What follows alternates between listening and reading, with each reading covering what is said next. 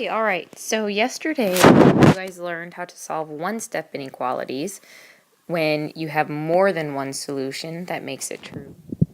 We're going to move right along and learn how to solve multi-step inequalities. So let's take a look at this first problem.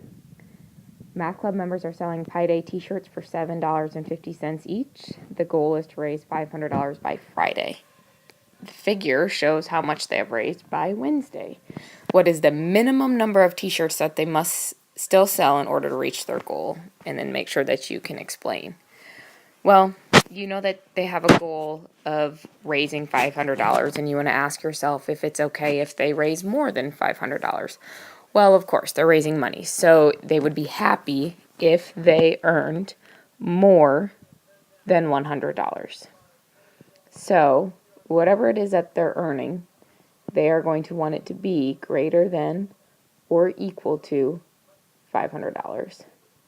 Well, they already have $337.50, and they make $7.50 per t-shirt. So when you are thinking about $7.50 per t-shirt, that's multiplication. So that's $7.50 per shirt, which I'm going to write as 7.5. And they already have $337.50. So they need to take $7.50 times the number of t-shirts, add it to the money that they have, and they want that to be greater than or equal to 500. Well, here this is just a two-step inequality. So subtract $337.50 from the goal of 500. Your sign is not equal, but it's greater than or equal to. So you have 7.5 times the number of t-shirts has to be greater than the remaining amount of money that they want to earn, which is $162.50.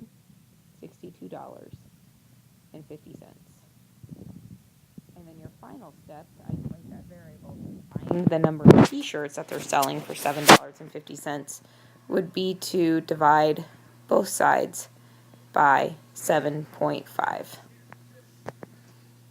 I'm going to grab a different color because I'm going to have to work off to the side here. But if you take 162.5 divided by 7.5, move that decimal over, move that decimal over, then you're looking at the number 75, which goes into 162 two times, which is 150. Got 125. 75 goes into 125 one time, and that would leave you with 50. All right, so this doesn't work out perfectly, but you know, would the math club sell part of a t-shirt? Well, no, they're only going to sell whole t-shirts, so you would want to round up. So if their number of t-shirts is greater than or equal to 22, they would reach their goal. Okay, let's work through a couple more. Remember that the goal of this is to isolate the variable just like we do when solving equations. So on this one, we're trying to isolate t. So you get rid of the number least attached to the variable. So this one, to get rid of 9, you would want to subtract 9 on both sides. So there you have a positive 4t is greater than 12. You have one more step. Divide both sides by 4. T is greater than 4. You don't need to switch any sides because you are not multiplying or dividing by a negative number.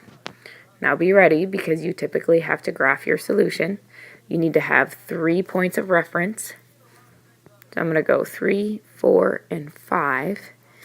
And this is greater than, so it's an open circle on the 4 and shaded to the right. Over here on the right side, you have a multi-step inequality. The first thing that you need to do is distribute. So remember, you have to multiply your outside times everything on the inside. So that would be 3t plus 3 minus 4t is greater than negative 5. Combine your like terms. You have 3t minus 4t, which is a negative 1t or negative t. Still have your plus 3. Subtract your 3 on both sides. So you get negative t is greater than negative 8. Well, we don't really want to know what negative t is. We want to know what positive t is. So the only way to change that sign would be to multiply or divide by a negative 1, which you need to do on both sides. When you multiply and divide by a negative, you flip that sign. And so here you have a positive t is less than a positive 8. And then you graph it.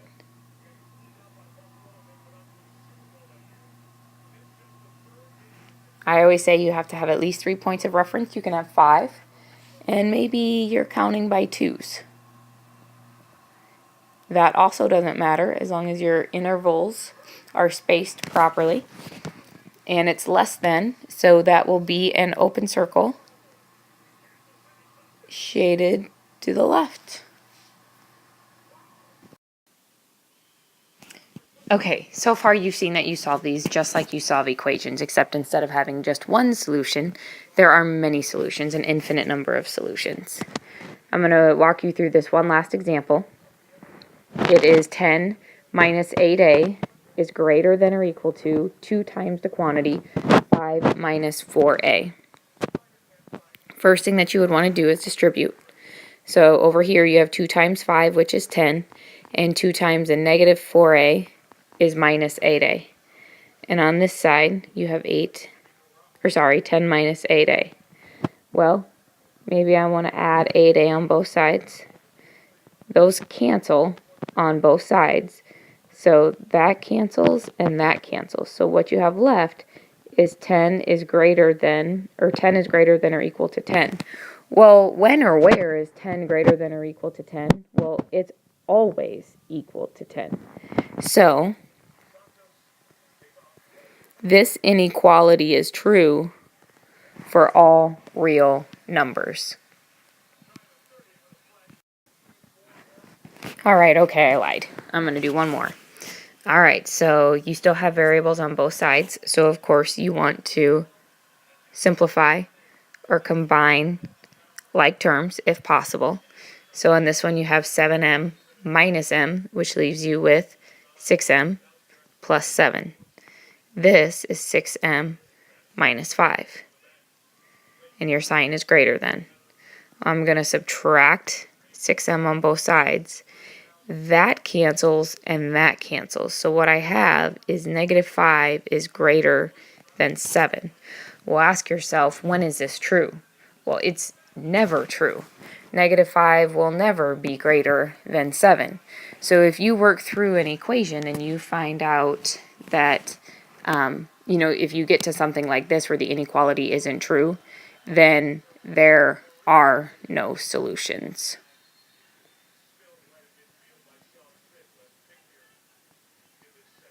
Or you can show it that way. All right, I think you're ready. Good luck.